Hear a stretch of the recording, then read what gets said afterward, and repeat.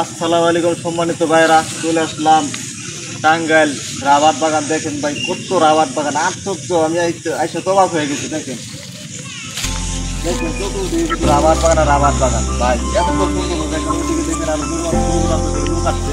দেখেন ওই যে ঘোড়া নিয়ে আসছে রাবার বাগান দেখার জন্য।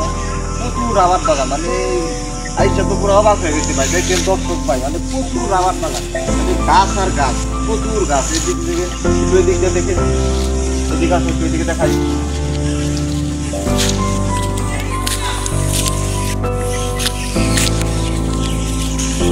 দেখতেই পাচ্ছেন দর্শক ভাইরা, প্রচুর রাবার বাগান এখানে।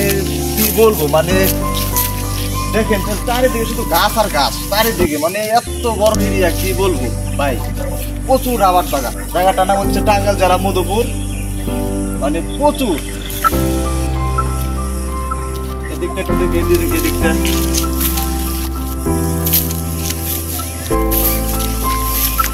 আমি আসছি অনেক দূরান্ত থেকে। আমার বাড়ি হচ্ছে গাজীপুর ভাই, আপনারাও আসবেন। দেখেন প্রচন্ড রাবার বাগান এখানে। বাংলাদেশে মানে যে পরিমাণ রাবার উৎপন্ন এখান থেকে উত্তোলন করা হয়, মনে হয় এইখান থেকে উত্তোলন করা হয়। যত রাবারের আসবাবপত্র জিনিস দেখে আমার মনে হয় এইখান থেকে সব রাবার সংগ্রহ করে বাংলাদেশে রাবার উৎপাদন করা হয়।